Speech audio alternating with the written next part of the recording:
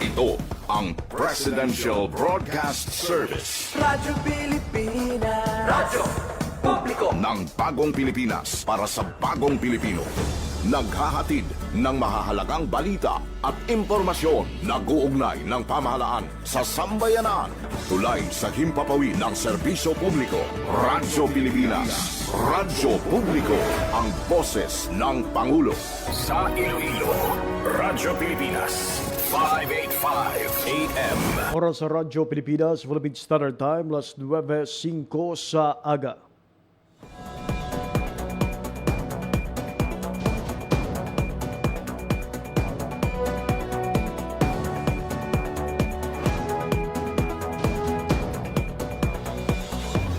Sa Western Visayas, Panay Island, na tinamaan itong island-wide blackout.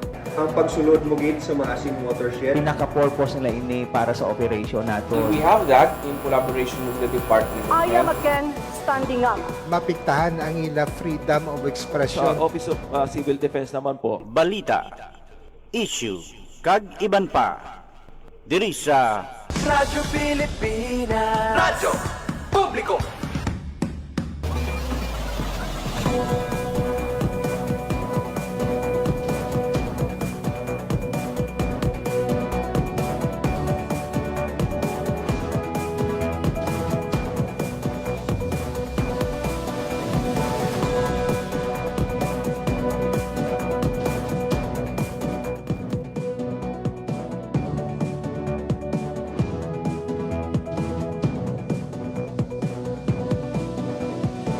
Mayong aga Pilipinas, mayong aga Western Visayas. Syudad kag probinsya sang Iloilo kag kutob sa malabutan sang amon pagserbisyo.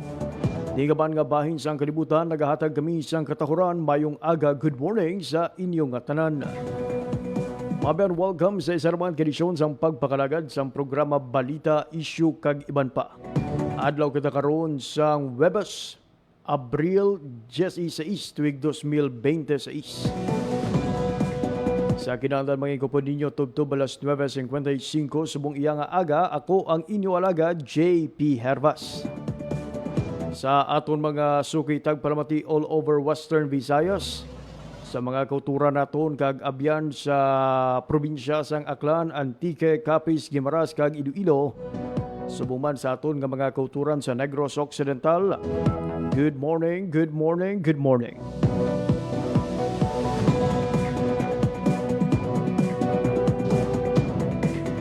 Welcome bida sa atong sining nga pagpakalagad. Sa mga adlaw sang Webes. Siyempre, ginatamayan man naton sa isa kamadayan nga aga ang tanan nga mga overseas Filipino workers and Filipinos living abroad nga nagupod sa aton nga pagpakalagad pinaagi online. Ang palatuntunan, balita, issue kagiban pa sa gihapon inyo mabatian live sa 585 kHz sa lisuan sang inyo mga radyo. Subong man sa aton official Facebook page ang Radyo Pilipinas Iloilo.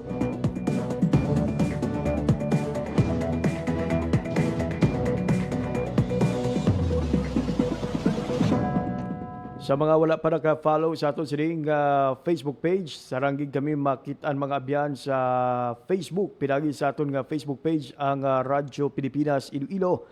And thank you so much guys sa masobra 100,000 na nag-upod sa aton sa pag-update sa mga balita gikan sa nanaytuhay nga ahensya sang Kabisayan nakatungdan.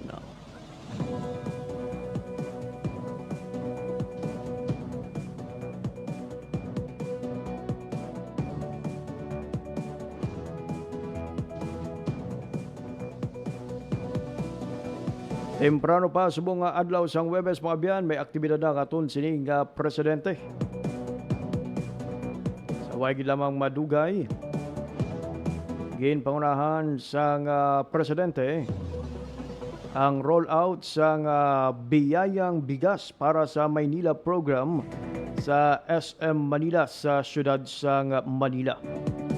Funded by the Office of the President, pinagi sa financial assistance to local government units nga nagabalor sa kabugusan nga 286 million pesos. Ang programa naghatag sang rice subsidy sa mga trabahador ang mga vulnerable families sa syudad sang Manila. Inilaghatag sang immediate food relief to approximately 80,000 families kalaga suporta sa transport and service sector workers sa sulod sang 6 ka bulan. Katuyan man sini nga pabaskugon ang demand para sa mga locally sourced nga bugas. Nga nagapabakod mga biyan sa ngin commitment sang administrasyon nga buhin-buhinan ang nangin pressure sa ekonomiya. Kaga pasangkaron pa ang mga oportunidad agud mapasanyog pa ang palangabian sang mga Pilipino nga mangunguma.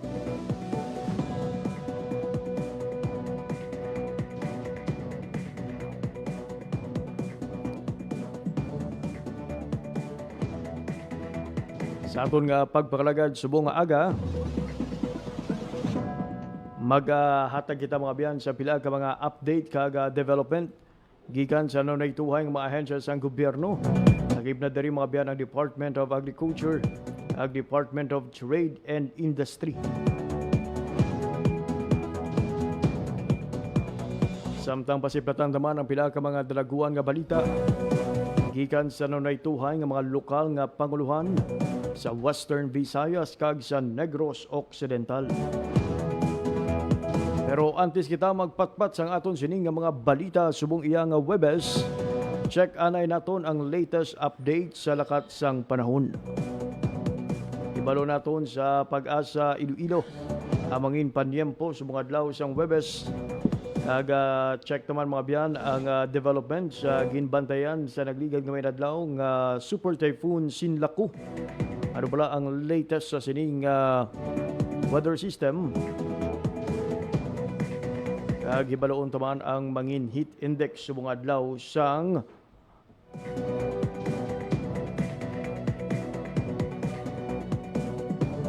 Webes.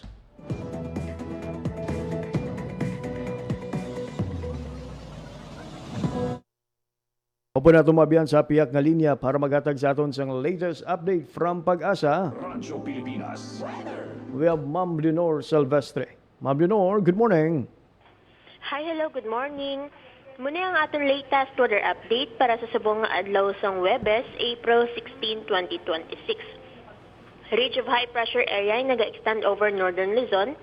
Kag ang bagyong ginamonitor natin outside sang ating Philippine area of responsibility ay urihin nga nasiplatan nga may kalayon 2,385 km east of Central Luzon. May maximum sustained winds na nga 165 km per hour near the center, kag gastanas nga up to 205 km per hour. Ang iya hulag ay pa northward at 10 km per hour. Kag diri naman sa Western Visayas, generally fair weather kita, pero wala man natong ginadula ang mga posibilidad sa mga isolated na mga pag-ulan, pangalat ug panagoob duga sa mga localized thunderstorms. Mahina tubtob makasarangan naman ang hangin naton nga magahalin sa direksyon northeast to north. Nga magadalas ang makanay tubtob makasarangan pagbalod sang aton kadagatan. Forecast temperature naton generally nasa 24 to 34 degrees Celsius. Ang adlaw nagbutla kag ginang alas 5:38 kag ginang aga kag magatunod ini alas 6:01 karon sa hapon. Kag ang aton forecasted maximum heat index para sa karon nga adlaw ay posible magalabot 39 to 40 degrees centigrado. Kag muna ang aton latest weather update. Halin diri may Iloilo Doppler radar station. Ako si Leonor Silvestre, madam agad nga. Salamat. Ma'am Leonor, ma'am, ang kahapon nga heat index sa Mimino, ano ang pinakamataas nga na record sa inyong opisina? Well, kagapon sir, ang pinakamataas nato nga na record ay 39 degrees Celsius, sir, kagapon sang alas 3, sir. Ayun. Ma'am Leonor, sa mga kauturan naman naton nga natalana nga magbiyahe subong iya nga weekend, may ara na ba lamang kita available data kung kamusta ang iyaton sining nga ginalauman nga panyempo base sa inyong extended weather outlook? Well, base sa atong mga extended weather outlook, sir, ang generally fair weather magkata, sir, hasta sa weekend, sir. Ayun, so good thing gid no. Wala sang problemahon nga posible cancellation or anuman nga mga bagyo ang aton sining nga mga kulturan in the next 2 to 3 days sa Manminor. Yes, sir. Yes, sir. Madamay ka sa mga Ma'am Leonor Silvestre sa imo nga oras kag impormasyon. Welcome, sir. Good morning sa inyo. There you have it, Mabian. Latest update sa lakat sang panahon, gidulong sa aton sang Pag-asa Iloilo with Ma'am Leonor Silvestre sa pihak nga linya. Radyo Pilipinas. Oras sa Radyo Pilipinas, alas 9:15 sa aga. Radyo Pilipinas. Radyo Publiko. Radyo Pilipinas. Sa aton nga pagbalik, unang nga hugnat sa mga balita nasyonal kag balita sa rehiyon, aton pagapatpaton pagkatapos lamang sang pila ka pahanumdum. Sa bawat pag-alis ng isang OFW, may pangarap. Pero may takot din. Takot na sa pag-uwi. Wala pa rin kabuhayan, walang kasiguruhan. Pero nagbago ang kwento. Sa pagsisimula pa lang ng Department of Migrant Workers, maliwanag ang direksyon ni Pangulong Ferdinand Marcos Jr. Itaguyod ang National Reintegration Program. Ito yung program ng Department of Migrant Workers para tuloy-tuloy ang tulong sa kahit nakauwi na yung OFW, ay may tulong pa rin sila natatanggap sa pamahalaan. Sa kanilang pag-uwi ay dapat ganap ang tulong at suporta, hindi mga government agencies na magkakahiwalay, kundi sanib puwersa. Mula sa mga training para sa pag-eempleyo at pagninegosyo, binubuksan ang mga oportunidad na dati sa ibang bansa lang natatagpuan. Last week, personal na binisita ng Pangulo ang iba't ibang training na ibinibigay ng DMW, tulad ng negosyo ng soap making sa Laguna.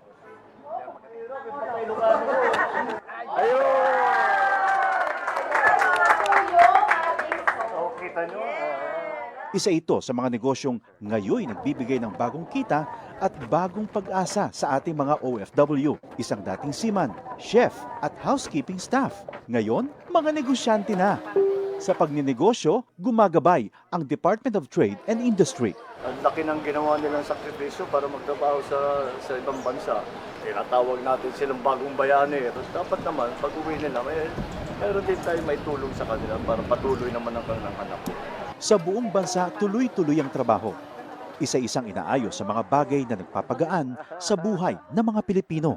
Ang pag-uwi para sa mga OFW, hindi nakatapusan, kundi isang matapang na simula para sa ating mga bagong bayani. Maging fuel efficient. Planuhin ang bawat biyahe para iwas traffic. Mag-carpool para sa mababang carbon footprint at emission. Tipid na pamasahe, may savings ka na aabot sa 10%. This is a public service announcement from the Department of Energy and this station. Time to celebrate kulturang Pinoy. Tradisyon, musika, sining, literatura at iba pa. Anything and everything fun and Filipino. Ito ang Pinoy Kultura. Iba ang musikang Pilipino or more popularly known as OPM. May OPM na makabago. May OPM na makaluma. Sandal mo sana ang ulo mo sa ulo. May OPM na rock. Pinoy ako! May OPM na rap. What you know last night, yo, it was the best. May OPM na mabagal. Agad magaganda ang mga Pinay. May OPM na mabilis. May OPM na Tagalog. Ang himig natin. May OPM na English. Bahagi ng ating kultura, noon, ngayon at magpakailanman. Anumang OPM ang hanap mo, isa lang ang masasabi ko.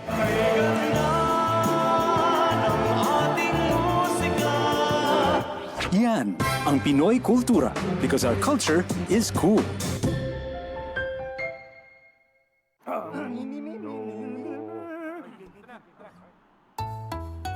Ang sumitsit ay pangmangmang, ang sumipol ay panghunghang, ang babae sa lansangan, huwag hiritan kundi igalang. Pare, ang catcalling ay isang uri ng sexual harassment. Di biro ang sexual harassment at di nakakamacho ang pang-aabuso.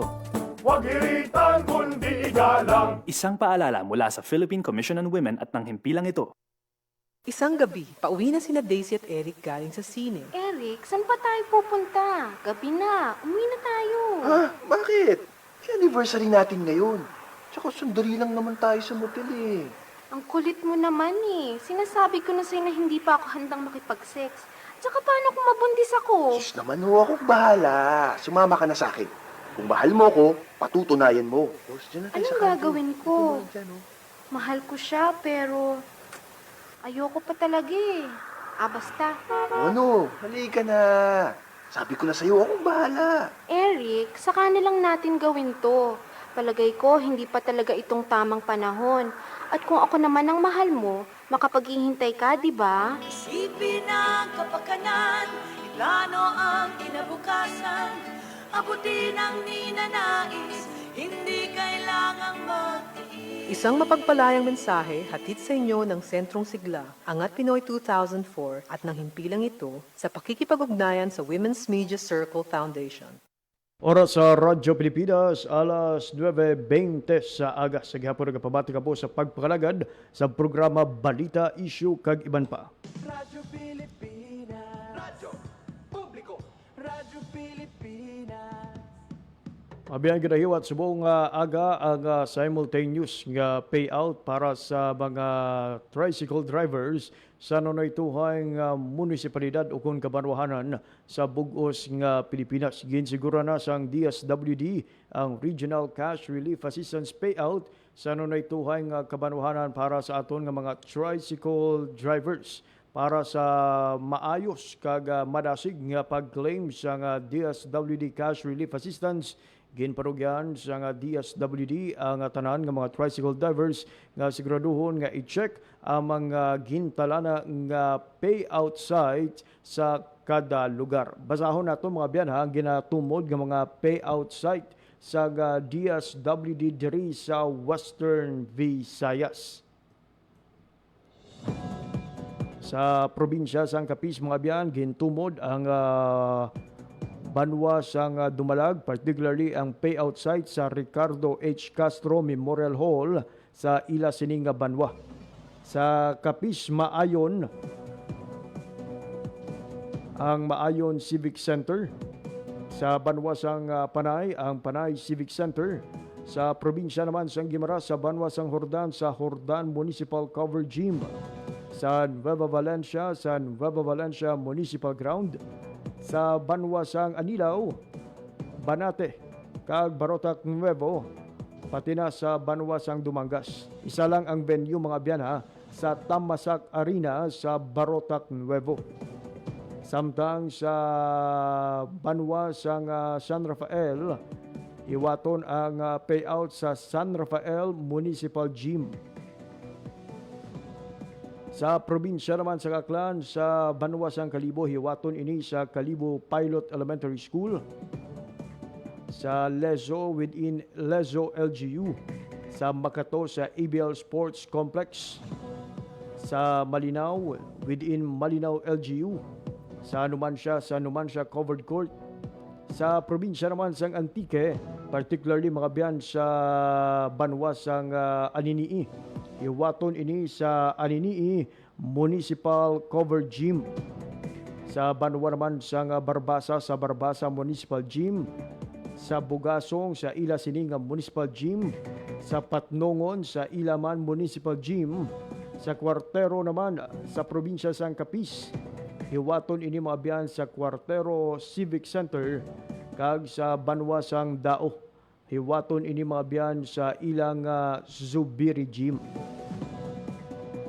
So ina ang mga listahan sa mga payout site sa idalom sang probinsya sang Aklan, Antique, Capiz, Guimaras kag Iloilo.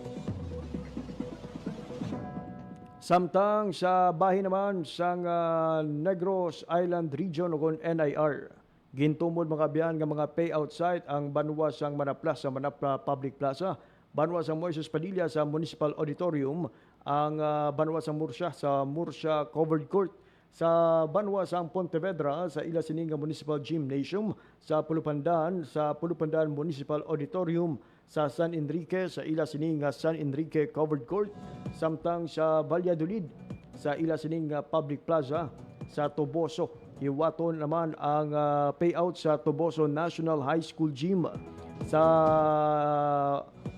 iban pa nga mga area mga biyan o ginalauman naton nga madugangan pa ang ining listahan. Pero for the meantime mga biyan, ina ang mga identified na payout site kag mga kabarwahanan nga sakop sang sining cash relief assistance sa Department of Social Welfare and Development o kon DSWD.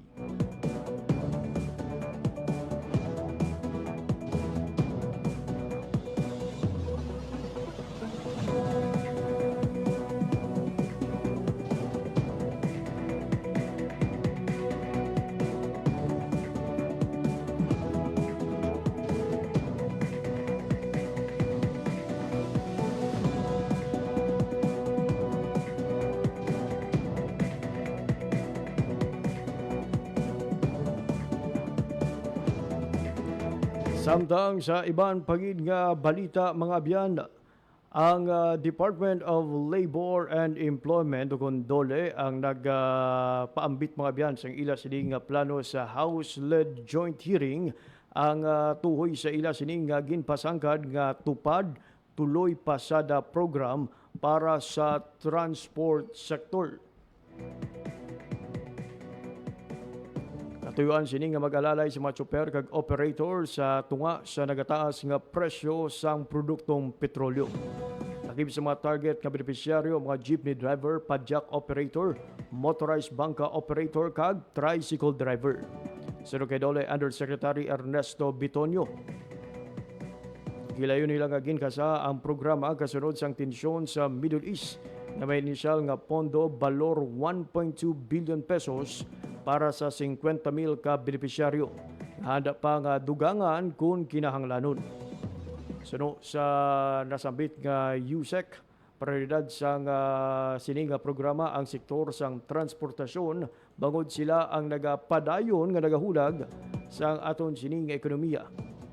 Pinapasiguro masining ang parang nga biyahe sa mga trabahador kag mga commuter. Gani rason sa pagprioridad sa ila. Ginsuguran ang pagpatuman sa sining nga programa sa nagligad nga Lunes. Kaupod ang Land Transportation Franchising and Regulatory Board o kon LTFRB na nagabulig sa pagtumod sa mga benepisyaryo. Ginatagan punto ni Bitonio mga biyan nga hindi lamang ini simple nga ayuda, kundi naman isa ka mga tigaang para masiguro nga tuloy pasada o kung padayon ang pagbiyahe kag serbisyo sa mga public utility vehicle sa pihak sa nagataas nga gasto sa krudo.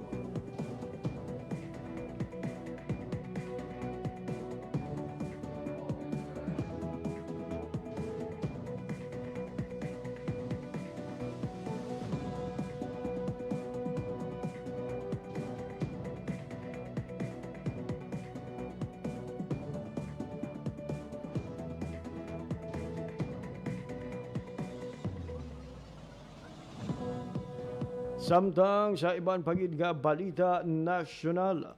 Balita nasyonal.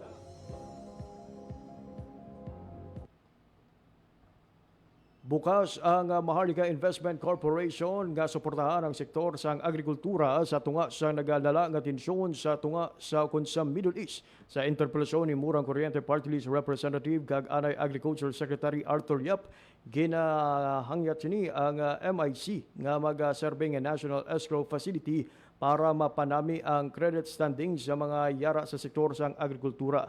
Sulukayap sa sining kaygunan, mas makakuha sa pautang ang mga mangunguma sa mas manubo kag mas favorable nga kondisyon. Oras sa Radyo Pilipinas, alas 9:29 sa aga. Mabiyan maging kupod naton sa atong pagpangalagad subong nga aga ang Vice President for Research, Development and Extension sang Central Philippine University.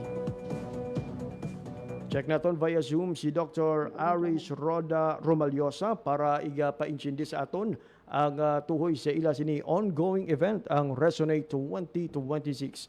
Dr.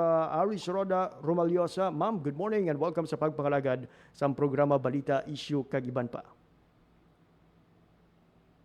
Hello, mayong aga, Sir JP. No, thank you gid sa opportunity nga istorya kita diri pati sa event namon diri no sa Central Philippine University. So currently, may ara kami nga ginatawag nga research celebration sa Research and Innovation Week, or in short, we call this Resonate 2026. May wino, ano bala ang katuyuan sa sining Resonate 26 kag ano na kalawig nga ginahiwat ini sang Central Philippine University?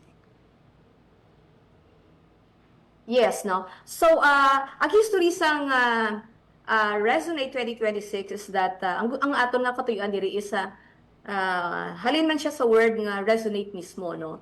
Pero actually naghalin man siya sa duha ka word, no. Ang verb sini research plus innovate, or in short, we merge that to resonate.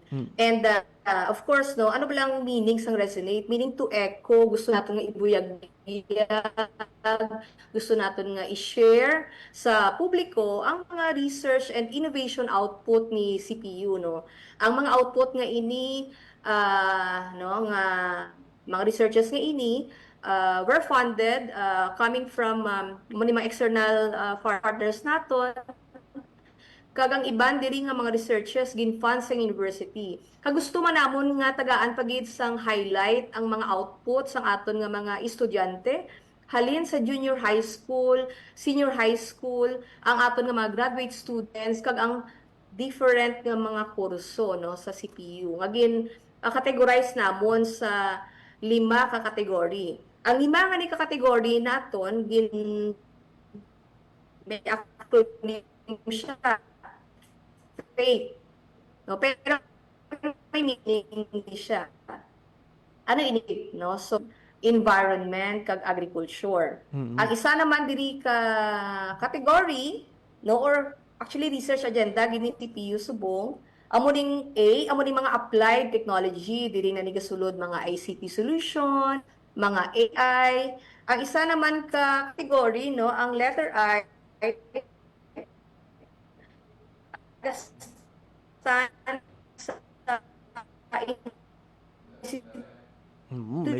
institutional management.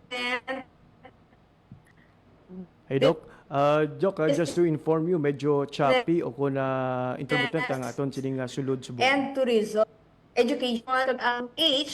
So I hope na ba sa aton nga mga tagpalamati, no, ang meaning to sang lain-lain silang isang researches. May food, may applied technology, may ara kitang institutional management, dira mga business and tourism. T stands for theology, social sciences, education.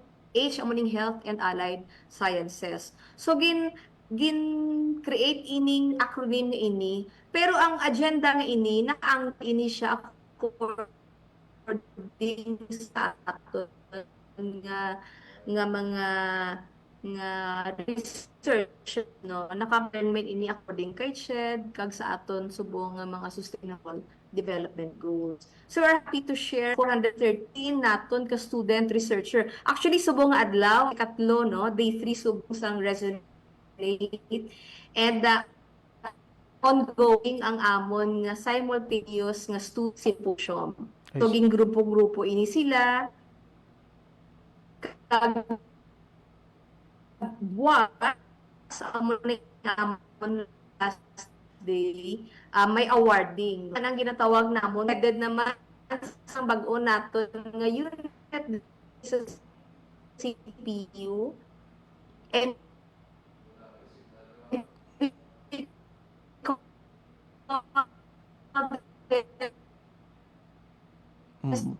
Hello, Doc.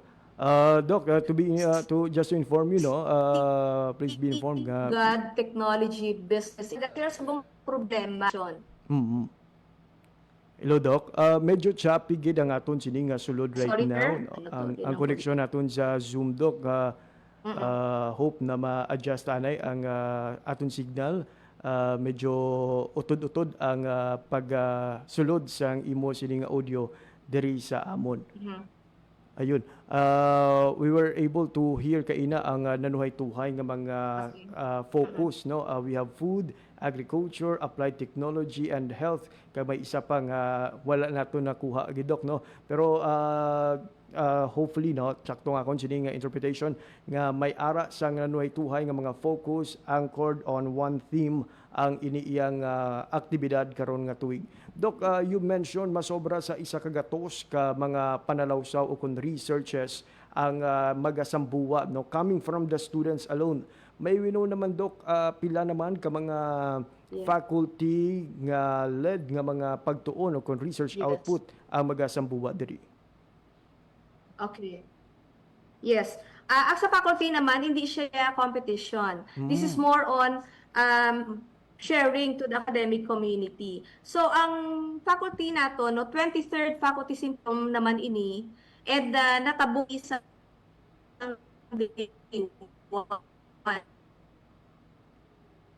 ano,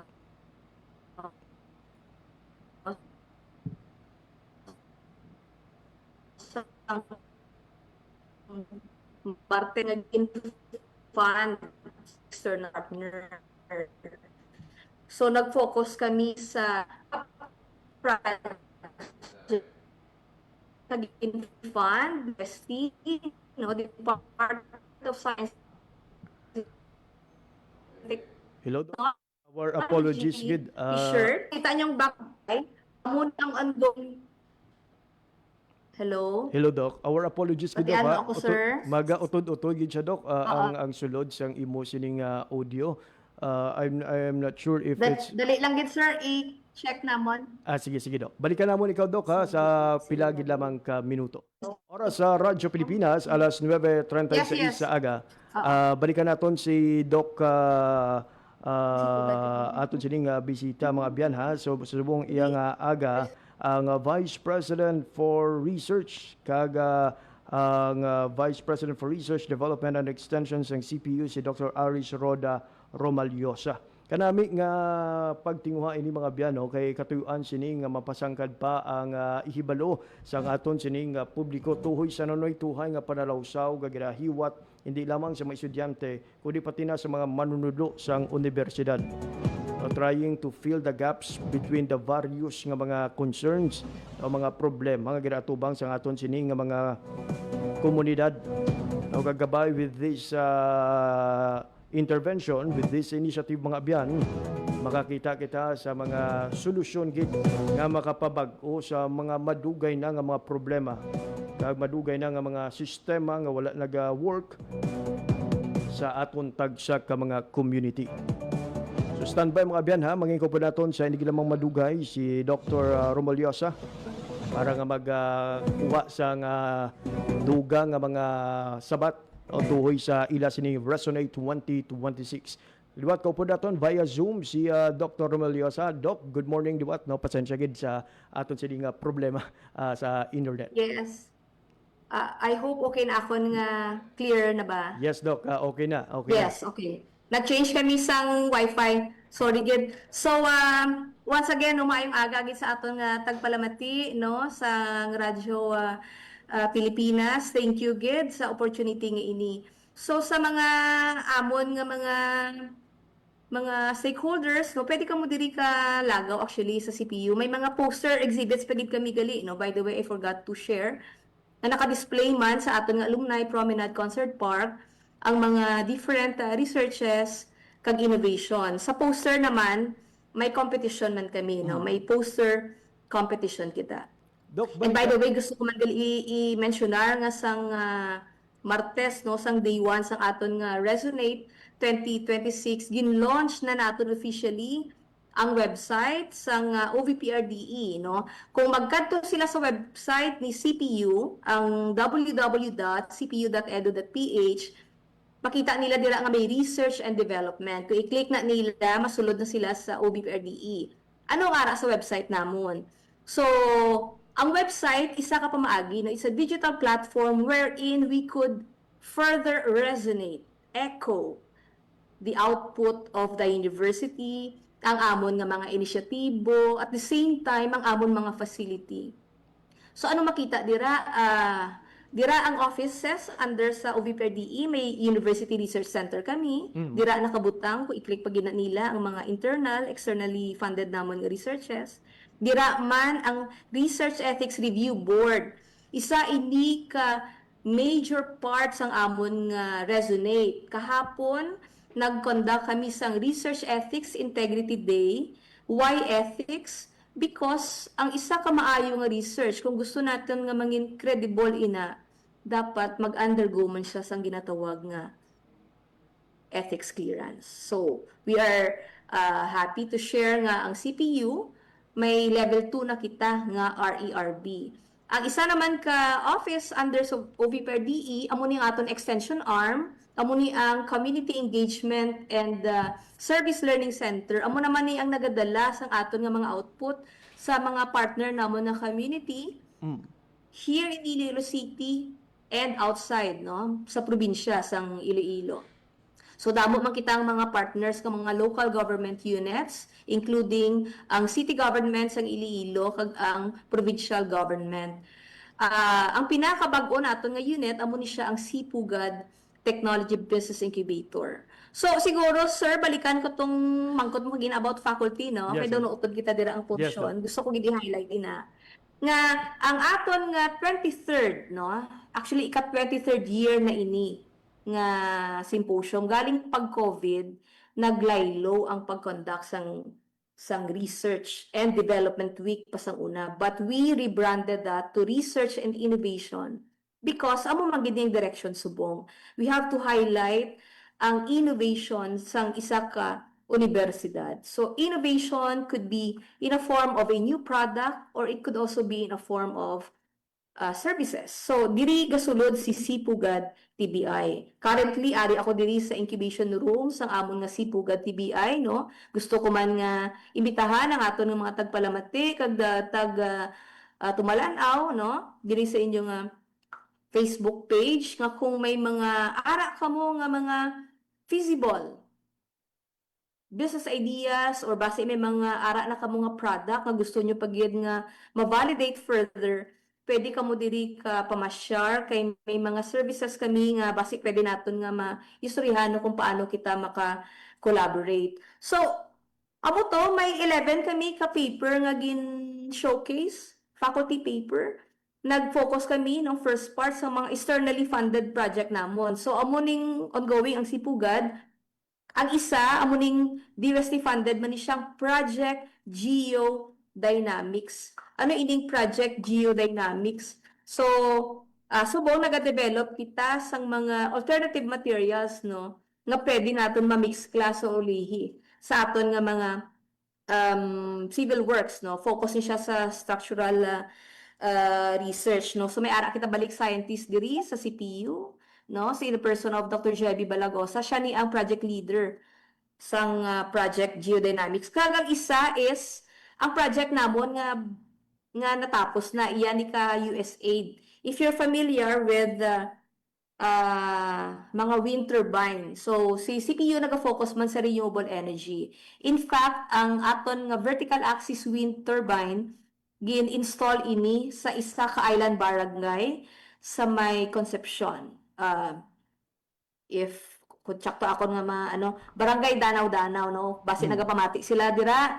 So we'd like to extend our appreciation sa mga pumuluyo, no, dira sa island barangay sang Danau-Danau, and ginagamit gid, no, ang aton nga technology nga ini, no, gina-power using solar and wind ang isa ka gamay nga eskwelahan dira.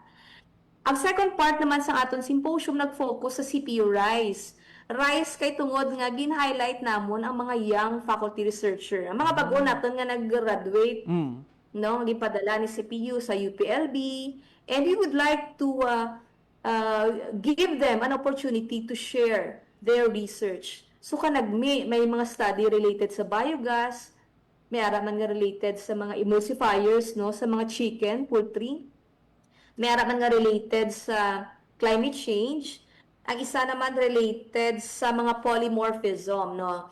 Gusto ko i-highlight nga ang study nga ini ginalead ni Dr. Jaime Cabarles, no, kay tungod may Philippine native chicken center kami diri sa CPU. Ang third part naman nato, nag-focus kami sa CPU Nurture.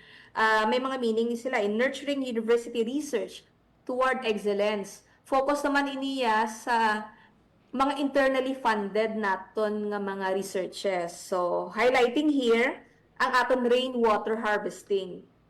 No, isa naman ni ka agenda nga gusto namon tutukan kay tibalan taman ang problema sa tubig, no? So, may isa naman ka team diri nga naga-focus. So, aside naging fundingan ini ni CPU, nagbulig man diri si UBCHEA tungod nga may funding man nga nakuha. Ang isa naman diri ka study is nag-focus no sa College of Theology. So, kung kaina nadumduman yung nag-mention ako sa isa ka research agenda ni CPU, letter T, that's theology. So, ang challenge is nga nagagamay ang enrollees nato no sa aton nga theology program. And with a team led by Reverend Dr. Gerson B. Narciso. So, amo naman ang ilang agin discovery no nga ang naganubo. So, tungod nga nabalaan nila ang mga challenges, that is where recommendations would come in and hopefully we can address that concern.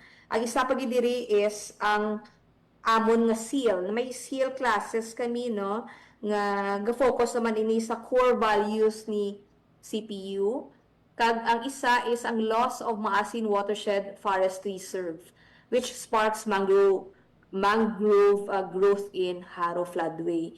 So, amo na mga focus naman, no? And talking about mangrove, si CPU bag-on man nagtukod sang amon nga Center for Mangroves and Marine Biodiversity. Timing gid ini nga pagtukod sang sentrong ini kay tungod nga ang Iloilo Provincial Government through our Governor Toto Defensor naghatag sa amon sang tatlo ka area. May area kita sa Leganes, may area kita sa Anilaw, kag sa Ahoy. So ang area nga ini amo ni siya ang ipagaamat-amat buligan ni CPU no para nga baskog pagid no ang mangrove area nga ina. So on that day also nag-conduct man kami Technopreneurship Day. No gin-highlight naman namon ang mga outputs ang amon nga mga estudyante nga enrolled sa technopreneurship. So may mga 15 ka grupo. Then kahapon amo to nag-conduct kita sa Research Ethics Integrity Day. Gin-highlight naton ang role no sang ethics. We invited visitors no coming from UPV and also coming from the Committee on Information Dissemination Training and Advocacy.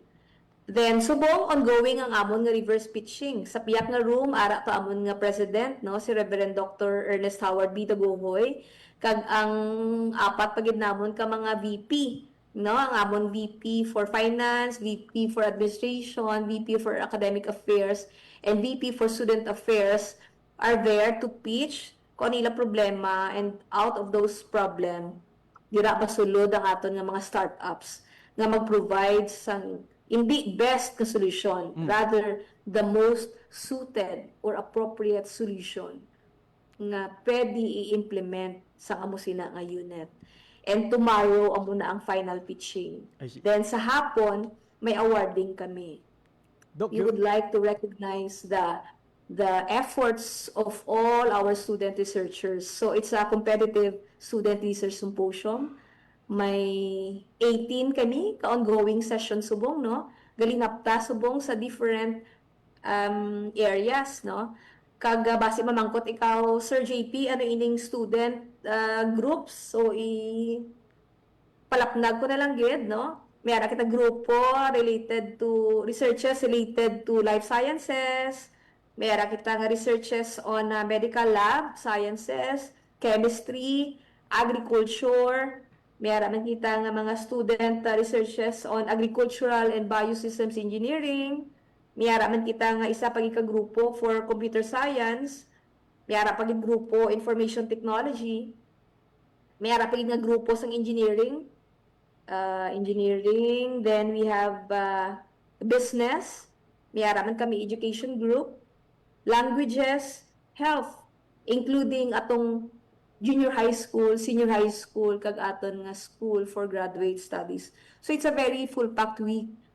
But do wala man kami nakapoy gid kay tungod nga nalipay kami no nga kadamo gali sang researches sa university, and we don't want them to stay sa aton nga mga cabinets, hindi bala. We want them to really be shared to the public, no, to the different stakeholders. And with the revival of Resonate, no, of the Research and Development Week, which we now call Research and Innovation Week, we are just so happy. I am overwhelmed sang presensya, no, sang support sang administration down to the steering committee, all our students who saw this opportunity, no, to give them the voice to share their output sa ilang fellow student, sa ilang mga fellow teacher, at the same time sa publiko. So, we are thankful nga ara kamo dira nga nagabulig sa amon na disseminate sa information, and we would also be releasing a news kung gina-follow nyo amon nga CPU Facebook account. Ara dira tanan.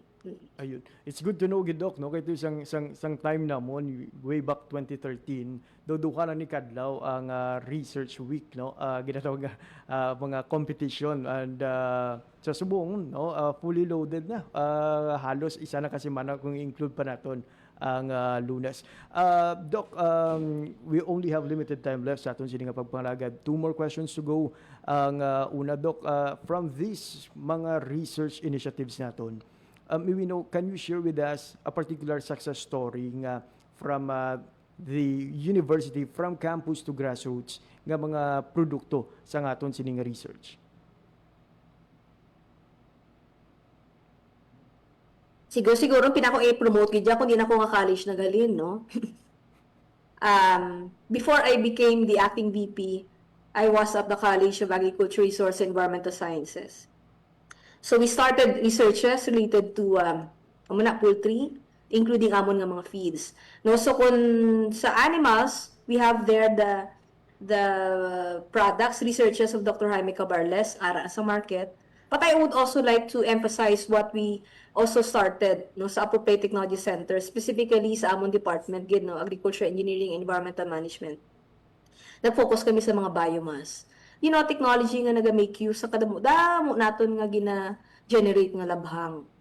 Magtanaw naton ang probinsya sa Iloilo, di ba? Top rice producer kita. Di kung may rice production, definitely naga-ungot man dira ang pag-generate sang labhang. So we developed stoves. Specifically ang strike gas stove. Kung nabatian nyo ng mga stove nga gagamit labhang, nadiri na ginagaling sa CPU. Damo-damo na ni ang nagagamit, no? Modesty aside, nakalabot na siya sa Japan, US, no? And we have released more than 400 units. We have also transferred the technology. Kaya na-transfer namon, paano naman gina-transfer? The-train kita mga farmers, mga small machine shops, especially ang paggamit, pag-ubra sang pattern. Kung ang bayo, kung ang sastre may pattern, ang stove making may pattern man. So after sa mga pa-training namon sang una, dala-dala nila chipboard, amo na nang ihaplak nila sa ilang mga GI sheet. And then ma-welding na sila. Because we believe in small technologies. Not so high-tech, but very usable in the community. And of course, other technologies namon nga ginagamit naman sa iban nga mga LGU, kag mga NGO, mga shredder namon. So dira gid kami nag-focus, no. Kag ginapangabay ko nga iban nga colleges sa university, amo naman ni ang direction. Gusto naton nga very high ang utilization sang aton nga mga R&D output. So amo nang ginabira-birahan namon subong sa CPU gid. And also sa mga estudyante. Ayun. So, isa... And I'm glad to know nga active ka sang time. Galing nga na sa R&D week sa muna.